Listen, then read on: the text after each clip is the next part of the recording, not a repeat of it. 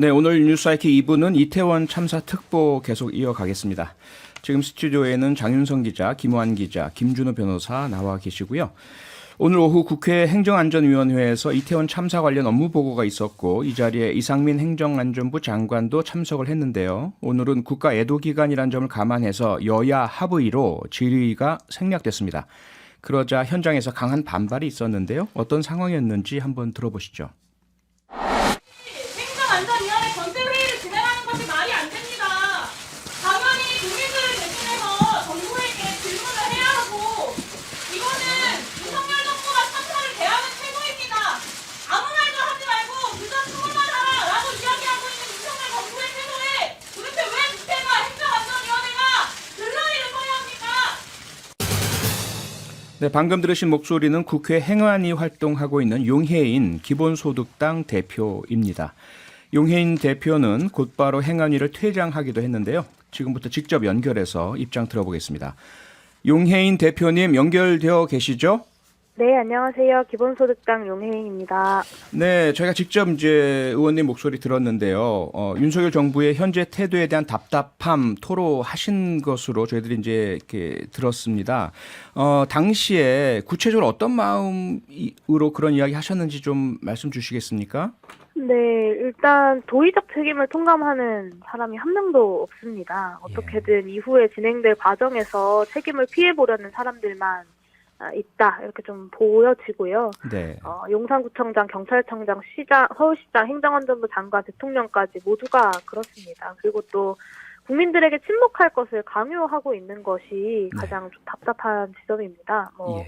선동성 주장이라거나 아니면 정쟁이라고 이 원인 규명을 요구하는 목소리에 프레임을 씌우고 있는 점이 정말 좀 많이 답답하고요. 네. 희생자 대신에 사망자라는 표현을 쓰고 축제가 아니라 현상이라고 하고 글씨 없는 리본을 쓰라고 하죠. 이 어떻게든 참사를 축소시키고 또 축소시키려는 정치적 셈법만 남았다라는 답답함이 있습니다. 네.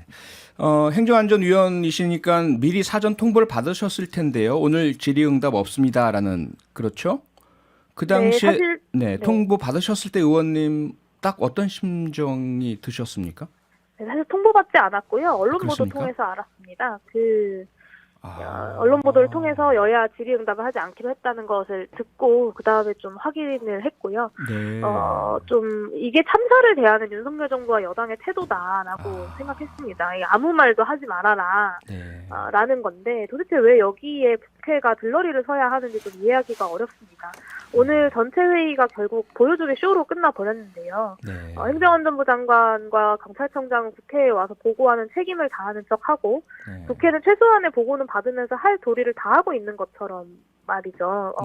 그리고 오늘 업무보고 내용들도 사실 언론에 다 이미 공개되었던 내용들입니다. 사실 정부 관계자들 지금 사고 수습에 굉장히 바쁠 거고 국회의원들은 대책 마련에 바빠야 하는데 이 회의를 열어서 대책을 마련하기 위해서 머리를 맞대고 논의할 게 아니면 도대체 왜 이런 회의를 여는가. 차라리 오늘이 아니라 일정을 더 늦춰서 제대로 논의할 수 있을 때 하는 게 맞다라고 생각했고요. 이렇게 합의한 야당도 사실 문제입니다. 여당이 질의를 하겠다고 하면 업무보고 안 한다라고 여당이 나왔다고 하더라고요. 근데 이에 대해서 현안을 파악이라도 하고 있어야 되니까 이렇게 합의했다라고 하시던데 사실 오늘 업무보고 내용들 어차피 다 언론에 보도되었던 내용들이고 경찰청장은 국회 오기 직전 오늘 오전에 기자회견을 하고 왔습니다. 그런데 이 업무를 파악을 못하고 있어서 전체 회의를 열어서 업무를 파악이라도 한다? 저는 말도 안 되는 이야기라고 생각합니다. 네. 의원님은 이제 국회의원 중에 드문 청년 대표 의원이시고 세월호 참사 때도 가만히 있으라 시위 주도하신 분이지 않습니까? 그때와 지금 조금 뭐 차이가 있으십니까? 심경이나 상황이나 어떠세요? 네, 사실 좀 많이 그때와 마찬가지로 많이 참담한데요. 어떻게 하루아침에 이렇게 많은 사람들이 이런 참사로 목숨을 잃을 수 있나 가장 좀 참담하고 이해되지 않는 부분입니다. 그런데 더 문제인 것은 참사에 대해서 어떤 의견이나 이견이나 혹은 의문도 갖지 말라라는 정부의 태도가 똑같습니다. 이게 박근혜 정부 때도 그랬는데요. 당시에 대통령이 나와서 눈물을 흘리면서 기자회견을 여는데 희생자들을 추모하는 시민들은 또 잡아가뒀거든요. 지금은 어떤가? 그러니까 추궁의 시간이 아니라 추모의 시간이라면서 이 참사가 발생한 것에 대해서 어떤 의문 혹은 문제를 제기하는 이들에게 정쟁이라는 프레임을 씌우고 있습니다. 네. 저는 오늘 행안위 업무 보고도 그렇고 사람들의 입을 틀어막으려고 하고 있다라고 생각합니다. 네. 156명이 사망하는 참사가 발생했는데 행정안전부 장관 기자들하고는 질의응답을 하면서 국회에 와서는 5분 업무 보고하고 가버렸거든요. 그리고 이런 망언들을 총리와 대통령실이 감싸고 돌고 박근혜 정권 당시에 이제 희생자들과 그 유가족들과 시민들을 적대시하고 사찰하고 집요하게 진상규명을 방해했지 않습니까? 네. 그때 제대로 참사의 진상규명을 하지 못했고 사회적 합의를 만들지도 못했습니다. 저는 이번만큼은 달라야 한다고 생각합니다. 네. 의원님 퇴장하신 이후에 이상민 행안부 장관이 나흘 만에 사과를 했습니다. 이 사과 어떻게 보셨습니까? 네, 애초에 진작에 나왔었어야 하는 사과라고 생각하고요. 예. 사실 이번 그 여러 가지 망언들이 있지 않습니까? 뭐 선동적 주장을 하지 말라는 거라거나 네. 아니면 예년보다 많은 상황이 아니었다거나 이런 책임을 회피하는 발언들에 대해서 그런 발언들만이 문제가 아니라 당연히 국민의 생명과 안전을 지키는 주무장관으로서 네. 이번 참사 직후에 좀 더 빠르게 나왔어야 하는 사과였다고 생각합니다. 네. 네. 의원님 오늘 말씀은 여기까지 듣겠습니다. 고맙습니다. 네, 감사합니다. 네, 지금까지 용혜인 기본소득당 대표였습니다. 예, 용혜인 의원 발언과 이렇게 좀 연결되는 내용이기도 하는데요. 참사가 아니고 사고다 이런 이야기 그 정부에서 밝히고요, 이야기를 하고요. 그 다음에 용어를 막 희생자 피해자가 아니라 사망자다 이렇게 쓰라고 하고요. 이런 부분들 어떻게 봐야 될까요, 김준우 변호사? 아까 앞서 이제 그 용혜인 의원 인터뷰 전에 뭐 김한 기자님이나 장윤선 기자님이 얘기해주신 것까지도 같이 연결되는 얘기일 텐데요. 네. 공무원 사회나 경찰, 그리고 정부 조직에서 근무하시는 분들이 어느 순간 실적 그리고 책임 혹은 징계 여기에 너무 과몰입되어 있는 것 같아요. 그러니까 신상필벌이 확실한 것도 되게 좋겠지만 그러다 보니까 내가 여기까지 하면 돼. 그리고 난 여기서 책임이 없어. 뭐 이런 정도의 사고관이나 가치관들이 자꾸 공무원 사회에 퍼져나가는 게 아닌가. 그러니까 책임지는 리더가 없고 예. 나 뭐 여기까지 꼭 해야 돼. 여기까지 안 하더라도 책임질 일이 없는데 이렇게 되는 순간 이제 꼭 해야 될 그러나 열심히 일해도 티나지 않는 일들 있잖아요. 그런 것들을 이제 안 하시게 되는 것 같고 마찬가지로 이제 국가 애도 기간을 선포하는 데 있어서도 뭔가 이제 참사라는 표현을 쓰고 피해자라는 표현을 쓰면 정부의 책임이 바로 기계적으로 법적 책임으로 연결될까봐 그 유족들의 마음을 어루만지지 못하고 그냥 피해자들을 생각하지 않고 일단 그 표현부터 일단 쓰지 말고 같이 사망자라고 쓰고 뭐 그런 것들이 이런 세계관 속에서 이런 가치관 속에서 좀 외화되는 것 같거든요. 네. 그러니까 어떻게 보면 물론 이제 언제까지나 뭐 공공적 의식과 책임감만 가지고 공무원으로서 혹은 경찰로서 근무하라고 얘기하는 것도 뭐 어떻게 보면 과도하다 이런 반론도 만만치 않게 있다는 거 알고 있습니다만 그렇다면 도대체 사회적인 것은 어디에 국가는 어디에 있는가 어디에 있어야 되는가라는 질문에 대한 답변이 사라지게 되는 것 같거든요. 그런 부분이 좀 애석하고 이번에 이런 정부의 대응도 저는 상당히 뭐 법적인 문제를 떠나서 대단히 부적절하다고 생각합니다. 세월호 참사 이후에 2014년 11월 달에 국립국어원이 희생자라는 단어의 의미를 확장을 했습니다. 네. 그래서 자연재해나 사고로 애석하게 목숨을 잃은 사람들을 희생자라고 한다라는 걸 이제 그 사전적 의미로 포함을 시켰기 때문에 오늘 뭐 하루 종일 SNS가 시끄러웠는데 이거를 뭐 이제 정부가 지자체에 사망자라고 이제 공문을 보내면서 촉발된 논쟁인데 네. 사실 이거를 뭐 희생자라고 사람들이 부르는 이유가 있는 건데 그렇죠. 여기에 정부가 이게 이제 뭐 국립국어원상의 표준어로 뜻이 등재가 되어 있는 단어인데 네. 이거를 굳이 안 쓰겠다라고 버티는 거는 이 정부가 이 사태를 수습할 수 있다라고 하는 어떤 신뢰 자본이라는 게 필요하거든요. 예. 근데 이 정부에 대한 신뢰를 완전히 붕괴시킬 수도 있는 애티튜드다, 이런 태도다 이렇게 보여집니다. 아니 장윤선 기자, 우리가 네. 그동안 수없는 사례를 봤잖아요. 이런 유치하고 치졸한 시도들은 다 실패를 했고 오히려 국민들을 더 자극하고 분노를 야기하고 네. 정부와 함께 힘을 합쳐서 애도하고 추모하고 사태를 수습하자라고 마음을 모으려다가도 이렇게 나오면 정부에 대해서 비판적 생각이 들 수밖에 없는 거 아닙니까? 왜 이럴까요? 그러니까 저는 이 정부의 수준에 대해서 네. 묻지 않을 수 없다라는 생각이 좀 듭니다. 그러니까 이미 우리 국민은요. 예. 지난 2016년에서 2017년까지 매주 주말을 헌납하고 5개월 동안 촛불을 들어서 평화적으로 정권을 바꾼 위대한 시민들입니다. 그렇죠. 세계적으로 추앙을 받고 있는 그런 나라의 국민들인데 네. 그런 국민들에 대하여 지금 정부에서 하고 있는 것들이 희생자가 아니고 사망자라는 객관적인 용어를 써야 된다. 그런데 BBC나 CNN 같은 데는 이미 참사 희생자 다 쓰고 있습니다. 영어로 빅팀이 있죠. 그러니까요. 예. 그걸 데드 피플이라고 합니까? 말도 안 되는 어떻게 이런 사고를 하죠? 이 사망자라는 건 원인이 여러 가지가 있죠. 병사라든지 다 포함한 건데. 네. 말씀하시죠. 그러니까 거기다가 저는 진짜 이런 촌극을 그러니까 수준 높은 국민들이 이 정부의 상황 인식을 어떻게 봐야 되나 싶어요. 특히 저는 그 검은 리본 사태도 참 황당하게 짝이 없는데, 그러니까 네. 늦게 온 오세훈 시장은 연락을 못 받은 모양이죠. 근조 리본을 달고, 그 한덕수 총리는 뒤집으라니까 뒤집으라고 해서 검은 리본을 달고. 검은 리본인데 글자 없는 걸 달라고 지시가 내려갔다면서요? 그러니까요. 행정안전부에서 30일 날 오후에 글씨 없는 검은 리본으로 착용하라라는 지시 문건을 내려보냈고 왜 그랬냐 그랬더니 통일성을 기하는 차원이다라고 했는데요. 오세훈 시장, 국민의힘, 한덕수 총리, 민주당 전부 제각각이었습니다. 그래서 민주당은 추모, 오세훈 시장은 근조, 그다음에 국민의힘은 이태원 사고 희생자에도 삼가 고인의 명복을 빕니다. 제각각으로 이렇게 했어요. 전혀 통일성이 없게 됐고요. 그리고 인사혁신처가 1일 날 보도자료를 냈는데 국가 애도 기간 중에 전 공무원과 공공기관 직원들이 애도를 표시하는 검은색, 글자 없는 검은색 리본을 폐용하도록 해라. 그러니까 두 차례에 걸쳐서 이런 정부 지침이 나오는데 네. 행안부하고 인사혁신처를 총괄해서 그러면 대통령실에서 누군가 이런 지시를 한 건가? 누가 한 거지? 이런 것에 대한 국민적 의혹이 생기는 것입니다. 네.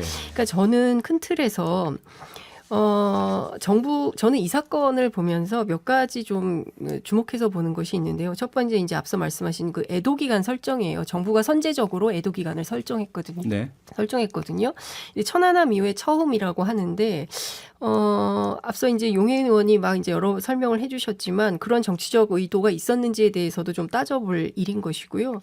그리고 검찰이 수사권이 없는데 대검이 일보로 나왔어요. 사고대책본부 만든다고. 네. 그러니까 저는 이것도 좀 특이하다. 그동안 있지 않았던 새로운 모습을 보여주는 정부의 태도를 해석하는 것도 사실은 우리 언론인들의 역할이 아닌가 싶습니다. 그렇죠. 그러니까 BBC나 CNN이나 세계 유수 언론들이 보도하는 내용을 보면요. 네. 현장에 가서 익명 보도가 없어요. 그리고 전반적으로 르포를 통해서 현장 상황을 분석하고 그리고 그 관련된 전문가들의 멘트를 받고 그런데 우리 언론 보도를 이렇게 보면은 전부 익명 보도가 굉장히 많습니다. 그렇죠. 경우에 따라서는 대단히 무책임해 보일 수 있는 것들인데 지금 제기되고 있는 시민적 여러 의혹들에 대해서 우리 언론인들이 사회적 책임감을 가지고 꼼꼼히 취재해서 잘 보도했으면 좋겠다라는 당부 말씀도 좀 드리고 싶네요. 그래서 사회적 재난이 일어났을 때 네. 이제 원인 규명, 진상 조사, 책임자 규명, 재난 방지책 마련, 재발 방지책 마련 여러 가지가 있겠습니다만 네. 일단 지금 상황에서는 좀 신뢰할 만한 시그널과 메시지를 안정적으로 정부에서 보여주는 게 되게 중요한 것 같습니다. 그렇죠. 세월호 참사 때도 사실 어쨌든 이주영 장관이 그 당시에 해수부 장관으로서 네. 역할을 다 하려고 이제 노력을 했던 걸 국민들이 그렇죠. 기억하고 있고요. 네, 네. 코로나 때도 정은경 본부장이 상당히 안정감 있는 얘기를 하지 않았습니까? 네. 근데 그런 지금 메시지나 시그널이 정확하게 안정적으로 가기보다는 한덕수 총리 사실 저는 이번에 되게 실망을 많이 했는데 행정에 있어서 탁월한 경험과 경륜이 있으신 분인데도 안정적인 언어들이 나오고 있는 것 같지 않고요. 네. 이상민 장관 여러 방송이나 여야를 막론하고 다 비판을 받아서 정쟁이 될 필요 없는 사안을 정쟁을 스스로 자초하신 분이라는 생각이 들고 그러게요. 그래서 그런 면에서 봤을 때 오늘 이제서야 이제 이상민 장관, 오세훈 시장 그리고 소방청장, 경찰청장 이런 분들 다 이제 사과가 일제히 들어갔습니다만 네. 이제서야 이렇게 된다는 게 그동안의 역사와 과거의 경험에서 배우지 못했다는 거 이런 부분이 되게 저희를 좀 더 무력하게 만드는 부분이 아닌가 싶습니다. 네. 저는 이 사건을 세월호 참사랑 비교하는 것 자체가 굉장히 슬픈 일이라고 생각을 하는데요. 그렇죠. 어쨌든 그때 우리가 거대한 행정의 실패를 경험하면서 네. 그때 나왔던 구호가 이게 나라냐라는 구호가 있었습니다. 예. 근데 지금 거의 판박이의 상황으로 흘러가고 있다는 얘기를 오늘 편집국에서도 많이 했거든요. 무슨 얘기냐면 당시에도 정부가 앞장서서 순수한 추모를 해야 된다라고 얘기를 했습니다. 근데 지금도 거의 판박이로 그런 얘기들이 나오고 있고 앞서 얘기했던 검은 리본이라든지 뭐 용어라든지 이런 거 이제 순수한 추모 라는 어떤 프레임 위에서 정부가 이제 시민들에게 뭔가를 강요하는 것 같은 예. 이런 이제 인상이고 여기에 덧붙여서 지금 오늘 뭐 그 녹취록이 공개되면서 통화 신고 내용이 공개되면서 나오긴 했습니다만 고위공직자들이 며칠째 사과를 하지 않았던 풍경 그리고 네. 또 한 가지가 있습니다. 뭐냐면 세월호 때 기억하시겠지만 대대적인 수사를 통해서 유병원의 행적을 쫓았는데 네. 이게 사고의 구체적인 원인이나 이거 구조적인 문제를 수사에 대한 관심으로 시선을 돌리는 역할을 하는데 지금도 오늘 이제 어저께부터 뭐 이른바 토끼 머리띠를 했던 남성을 잡겠다고 나서고 있는데 네. 그게 과연 이 사고의 이 참사의 본질과 얼마나 중요한 일인지라는 거고요. 그 남성이 본인이 아니라고 아니라고 지하철 했죠. 인증까지 했지 않습니까? 그 네. 사고 전에 이미 맞습니다. 빠져나간 거. 그런데 어쨌든 지금 뭐 많은 언론들이나 수사기관에서는 그 누군가가 고의를 갖고 밀기 시작해서 이 사고가 난 것 같은 뭐 이런 거고 그 과정이 어떻게 되냐면 그래서 이 참사의 성격이 네. 왜곡되는 일이 발생을 합니다. 그래서 기억하시겠지만 세월호 때도 누군가들이 인터넷상에서 이게 교통사고에 불과한 거 아니냐라는 예, 얘기를 해서 많은 사람들이 더 비탄에 빠졌었는데 네. 같은 실패를 이 정부가 반복하지 않기를 정말 진심으로 바랍니다. 네. 덧붙여서 한 말씀만 드리고 싶은데 대한민국의 소위 유수 보수 언론이라는 데서 어떤 얘기를 하냐면 이게 사고냐 사건이냐 이 중요하다. 그러면서 가해자 피해자를 나눠야 된다. 첫 번째 인파를 민 사람, 그 다음에 인파를 밀라고 소리친 사람. 그 다음에 고의로 문을 닫아서 그 업소에, 그러니까 출입을 그러니까 뭐 일단 사람이 많으니까 피해서 들어가야 되는데 네. 못 들어오게 출입 금지를 시킨 점주 이런 사람들에 대해서 과실치사 혐의로 조사해야 된다라는 주장을 하고 있어요. 네. 근데 앞서 이제 유병헌 얘기를 했지만 토끼머리띠 남성이, 그러니까 이런 일종의 말도 안 되는 그야말로 토끼머리식의 이런 보도를 막 쏟아내면서 마치 어떤 또 다른 그 무슨 범죄 혐의자가 있는 것처럼 우리 언론이 몰아가서는 절대 안 된다. 누가 보더라도 이것은 행정당국과 정부의 잘못이고요. 이미 많은 그 유수의 해외 언론들은 그렇게 보도의 균형을 잡아가고 있습니다. 근데 네. 유독 우리 유수 언론들은 이런 방식으로 이상한 결의 보도를 하면서 네. 논점을 흐리고 있다. 일종의 물타기 보도를 하고 있다. 이 점에 대해서는 우리 국민들이 잘 판단해야 된다고 생각합니다. 네, 현장에 사실 그런 일이 있었을 수도 있고 목격자들 체험하신 분들의 그런 SNS에 올리신 글들은 진정성이 있을 수 있다고 저는 생각을 해요. 다만 그것이 과연 이 사건의 진정한 원인이며 유일한 원인인가 이건 별도의 문제이고 뭐 필요하다면 수사를 통해서 책임 있는 사람은 가릴 필요는 있을지 모르겠지만 마치도 그런 사람이 없었다면 이 참사가 안 났을 것처럼 이렇게 몰아가는 건 좀 의도성이 있지 않나 이런 생각이 좀 듭니다. 네, 그 두 분이 계속 말씀을 주셨지만 나흘 동안 전혀 어느 누구도 사과하지 않다 갑자기 오늘 여러 사람이 사과를 막 했으면 좀 당황하게 됐고 제가 사실은 오늘 말미에 오늘의 한마디를 매일 쓰는데요. 그 사과에 대해서 참 잘했다 칭찬하고 이제 그 사과를 통해서 진정성 있게 공감 능력을 가지고 하자라는 이야기를 썼다가 이 112 신고 내역이 나온 거 보고 완전히 다시 글을 썼습니다. 이거 과연 진정성 있는 사과인가라는 의문이 들어서인데요. 오늘 그런 사과가 있기까지 나왔던 발언 중에 박희영 용산구청장 발언이 또 상당히 조금 문제가 심각한데 한번 들어보시죠.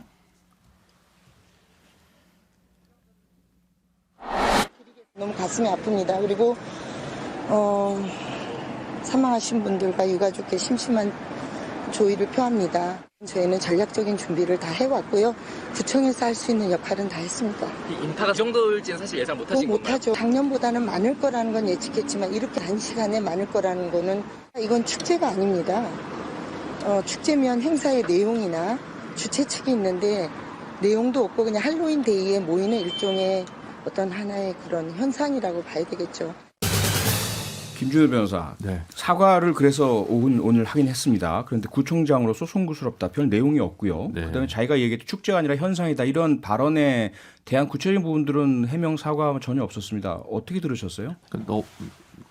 공무원분들한테 되게 죄송하지만 옛날 표현으로 공무원스러운 답변이라는 생각이 들었습니까? 그러니까 본인이 책임이 없다는 걸 강조하기 위한 표현인 것 같고요. 다른 공무원들은 이렇게 안 하십니다. 참고로 그러니까 제가 나쁜 표현으로서의 그런 표현이라고 과거에 얘기 들었는데 사실은 이제 고 2주 전에 이태원에서 열린 지구촌 축제. 그러니까 항상 할로윈 전에 그 이태원로 전체 길을 그 차도를 막고 있는 축제가 있는데 훨씬 많은 인원이 오죠. 낮부터 하고 어린 아이들도 올 수 있는 시간대이기 때문에. 그런데 항상 그 뒤에 열리는 그 할로윈 데이는 뭐 이른바 공식 축제가 아니다 보니까 사실 특별히 차도를 막지 않고 그러다 보니까 더 밀집되고 저녁이라서 시야 확보도 물론 아무리 뭐 네온 사인이나 간판이 있다지만 아무래도 좀 어둡고 그러다 보니까 위험도에 좀 더 항상 노출이 좀 많이 되는 것 같습니다. 그런 점을 사실은 구청에서는 좀 중요한 행사니까 어쨌든 존재하는 행사니까 그걸 무시하지 말고 좀 더 적극적으로 행정을 펼칠 수 있는 부분이 충분히 있었다고 생각하는데 본인들이 주최하는 축제에 대해서는 훨씬 많은 회의를 하고 훨씬 더 많은 인원을 투입했었는데 여기서 이제 본인들이 주최하는 행사 아니라는 이유로 이제 그걸 경시한 거잖아요. 그게 과연 행정에서 그리고 정치적으로 우리가 국가나 지자체에서 기대하는 역할일까? 저는 그럴 거라고 생각하진 않고 너무 좀 안이하게 문서 속에서 있는 존재하는 책임들에만 좀 강박당하는 전형적인 표현들 같아서 상당히 유감스럽습니다. 김환 기자, 그리고 특히 사실 용산구에서 이미 할로윈에 대한 대책 회의가 있었다면서요. 그런데 이 박희영 용산구청장은 다른 더 바쁜 일정이 있다고 이 회의에 참석도 안 했다면서요. 그리고 뭐 자원순환과 직원이 와서 쓰레기 문제를 주로 논의했다고 하는데요.